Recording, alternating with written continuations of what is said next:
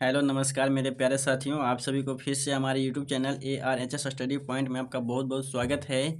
चलिए आज की इस वीडियो को हम शुरू करते हैं। और शुरू करने से पहले अभी तक जो लोग चैनल को सब्सक्राइब नहीं किए हैं, चैनल को सब्सक्राइब करके बेल आइकन को प्रेस कर लेंगे और वीडियो को लास्ट तक देखेंगे। बहुत ही इम्पोर्टेंट वीडियो होने वाला है।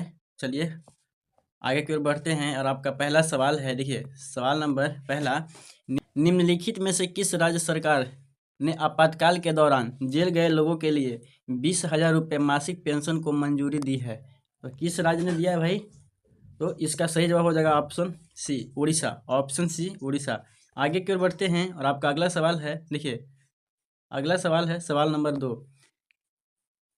14 जनवरी 2025 को केंद्रीय मंत्री श्री पीयूष गोयल ने कहाँ राष्ट्रीय हड्डी बोर्ड का उद्घाटन किया है? कहाँ पे किया है भाई? तो इसका सही जवाब हो जाएगा आपका ऑप्शन ए नई दिल्ली में। कहाँ हो जाएगा? नई दिल्ली में। आगे की ओर बढ़ते हैं और आपका अगला सवाल है सवाल नंबर 2, हाल ही में किस देश के अपदस्थ हाल ही में किस देश के अपदस्थ राष्ट्रपति यून सुक योल को अधिकारियों ने गिरफ्तार कर लिया है?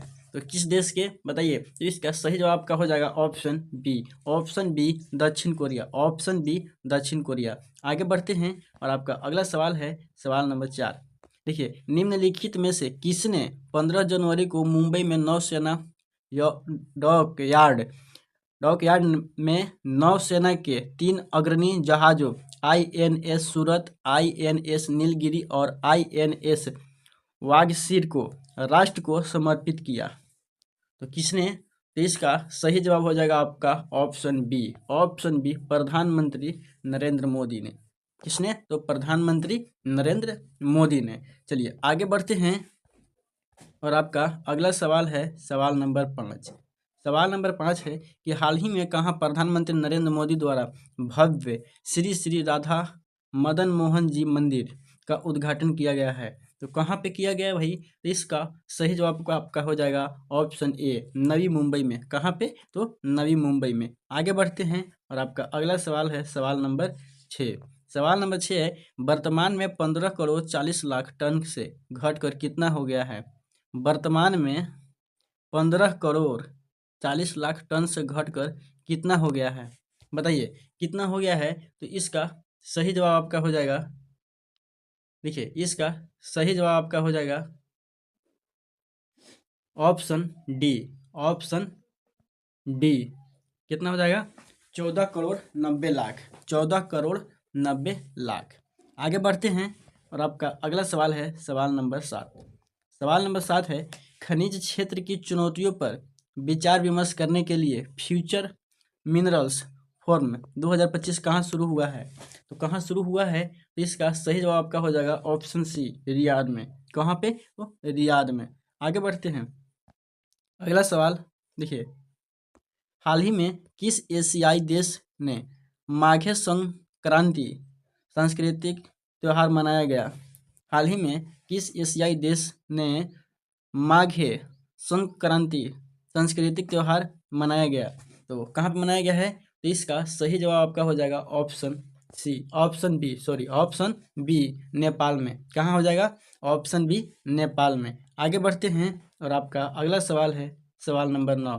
सवाल नंबर 9 है कि भारत ने 15 जनवरी को कौन सा सेना दिवस मनाया है?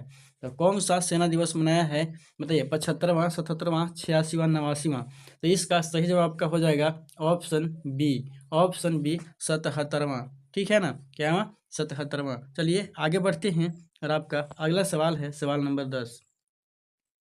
सवाल नंबर 10 है कि हाल ही में किस देश के अपदस्थ राष्ट्रपति यून सुक योल को अधिकारियों ने गिरफ्तार कर लिया है? ये क्वेश्चन तो आपका हो गया है। इसका सही जवाब आपका हो जाएगा ऑप्शन बी। Option B. ये दोबारा क्वेश्चन आ गया है।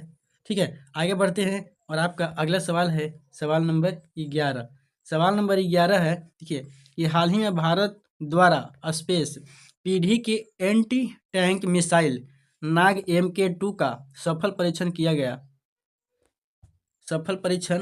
गया। तो इसका सही जवाब आपका हो जाएगा ऑप्शन सी तीसरी पीढ़ी की एंटी टैंक मिसाइल। किसकी? तीसरी। चलिए आगे बढ़ते हैं और आपका अगला सवाल है सवाल नंबर 12।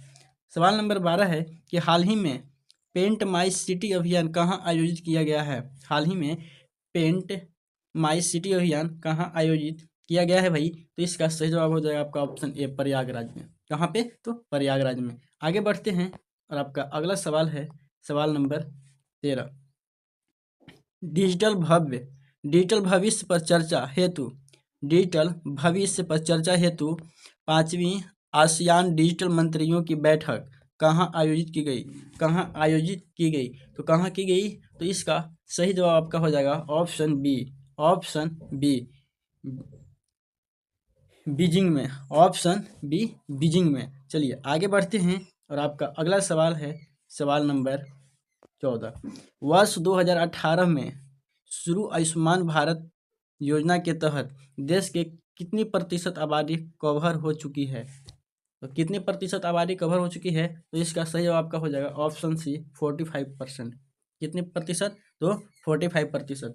चलिए आगे बढ़ते हैं और आपका अगला सवाल है सवाल नंबर 15। सवाल नंबर 15 है कि अमेरिका के नवनिर्वाचित राष्ट्रपति डोनाल्ड ट्रंप के शपथ ग्रहण समारोह में कौन भारत का प्रतिनिधित्व करेगा? कौन करेगा बताइए। इसका सही जवाब आपका हो जाएगा ऑप्शन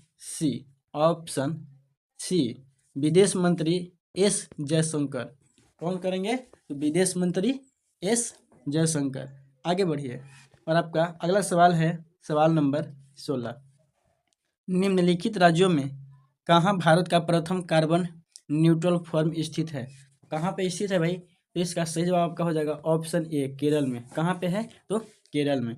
आगे बढ़ते हैं और आपका अगला सवाल है, देखिए सवाल नंबर 17 कि कैवल्य शब्द किस धर्म से संबंधित है।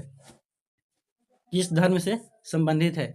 तो किस धर्म से संबंधित है? तो इसका सही जवाब आपका हो जाएगा ऑप्शन बी, जैन धर्म से।